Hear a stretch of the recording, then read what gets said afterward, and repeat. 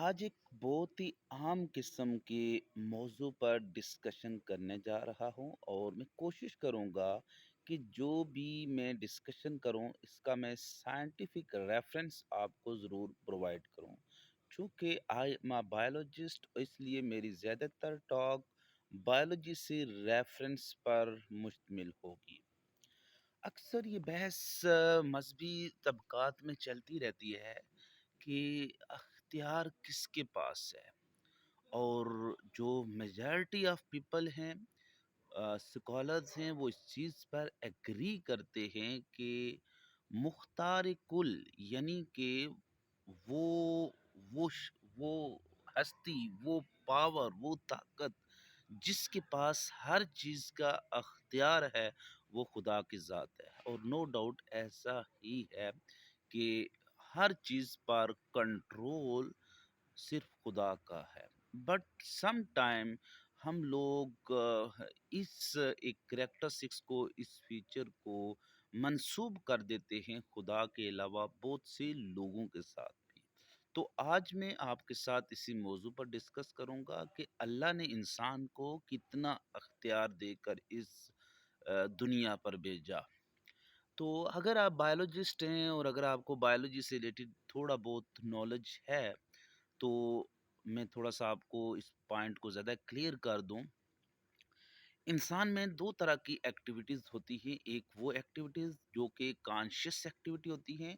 Conscious activities वो होती हैं जिस पर इंसान का इख्तियार होता है, यानी जो मेरी विल से हो रही हैं। ये वो एक्टिविटीज़ हैं जिसका इख्तियार अल्लाह ने मुझे सौंप दिया है और मुझे इस इख्तियार के इस्तेमाल के बारे में सवाल पूछा जाएगा।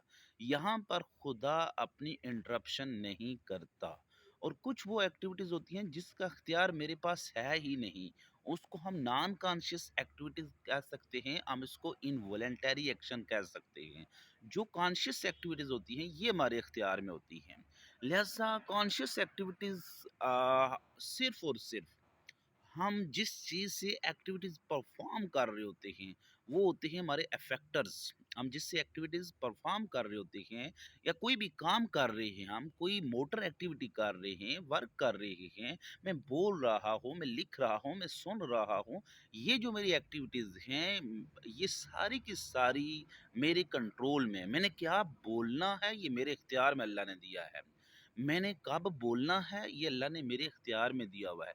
लिहाज़ा ये तमाम एक्टिविटीज़ जिस चीज़ की वजह से होती हैं उनको हम कहते हैं इफ़ेक्टर्स। तकरीबन सारे के सारे इफ़ेक्टर्स जो होते हैं वो इनवॉलंटरी हैं, वो हमारी मर्ज़ी के ताबे नहीं हैं। वो हमारी मर्ज़ी के ताबे नहीं है। फैक्टर्स में क्या चीज़ें आती हैं? मसल्स और ग्लैंड्स आ जाते हैं और मसल्स में कितनी टाइप्स आ जाती हैं? 3 टाइप्स आ जाती हैं।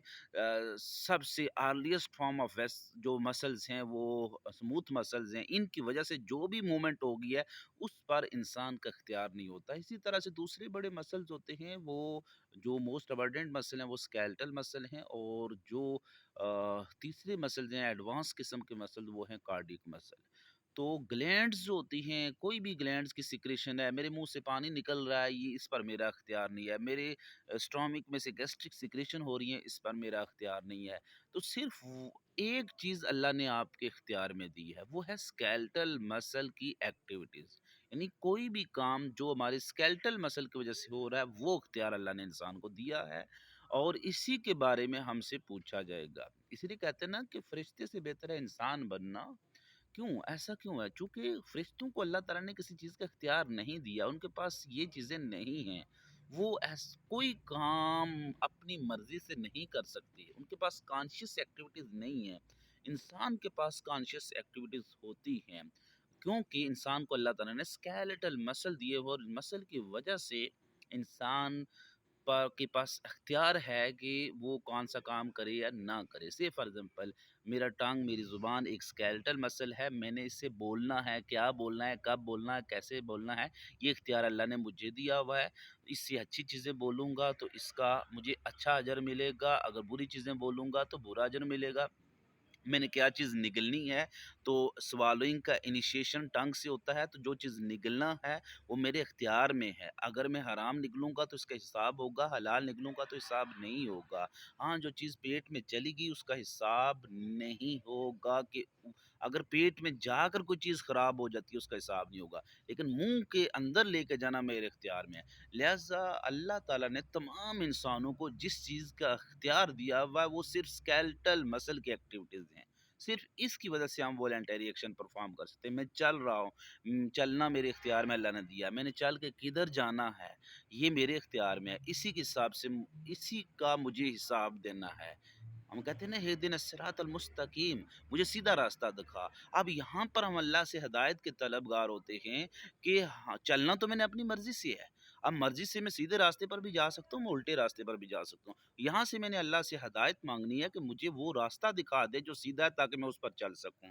تو یاد رکھنا مختار کل، ہر چیز پر، میری سانس پر میرا اختیار نہیں ہے، میرے دل کی دھڑکن پر میرا اختیار نہیں ہے، میری آنتوں کی مومنٹ پر میرا اختیار نہیں ہے، میری پیرسٹالٹک مومنٹ پر میرا اختیار نہیں ہے، میرے بلڈ پریشر پر میرا اختیار نہیں ہے۔